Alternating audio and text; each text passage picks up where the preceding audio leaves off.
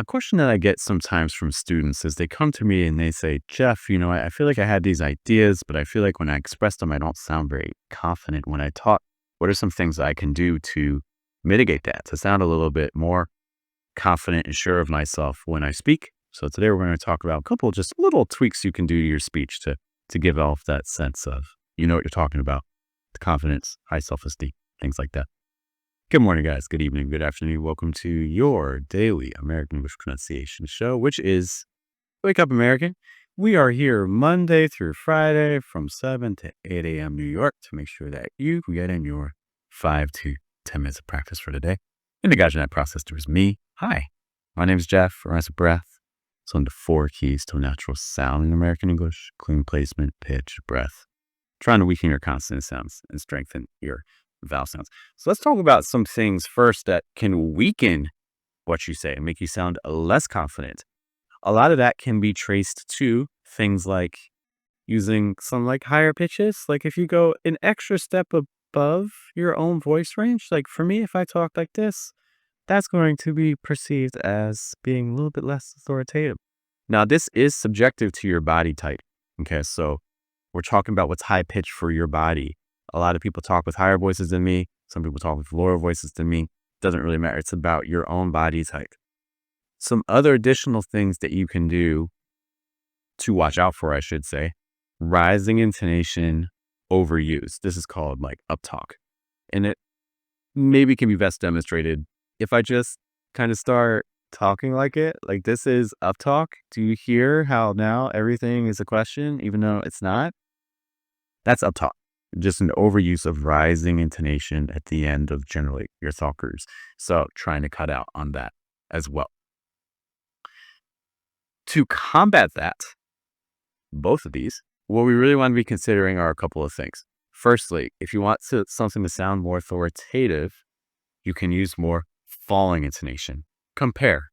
Hi, my name is Geoff. I'm a teacher versus hi, my name's Geoff. I'm a teacher. Compare those two. Falling intonation gives a sense of authority. It also helps lower the vocal register, which is another tip that some people can find effective for conveying a sense of confidence and self-esteem, is lowering the pitch. Like, hello, hello. One thing I do want to kind of just comment on this, though, is that everything has a right place. These tools used for confidence and self-esteem, like lower pitches, falling intonation, if I talk like this, these strategies can be effective for conveying that, but they also don't really convey a lot of warmth and sounding very personable at times. So we have to be careful. It's a balance. You got to be careful when you use this stuff. You got to make sure that, what is appropriate for the situation. For instance, if I'm talking to my child and I want them to stop doing a behavior, maybe it's not like a horrible behavior. I might start off by just being like no. So it's kind of like a softer falling intonation. But if I really want to convey that I'm angry, maybe I'll make that fall a lot sharper, like no. Okay, which also speaks to a final quality that you can try to adopt to your voice to convey confidence, is comparing firmness versus softness. This is an element in contrast we talk a lot about. So firmness, this is firm. I am talking with a very firm voice right now. Versus this is soft. I'm talking with a very soft voice right now. You can actually use softness to still convey authority, but a lot of times firmness is the first tool that a lot of people go to in order to convey that. So maybe, for instance, if you're giving a presentation and you want to say something that really resonates with your audience, you probably want to have a mix. So maybe starting off a little bit softer, like, look, guys, we really need to do this.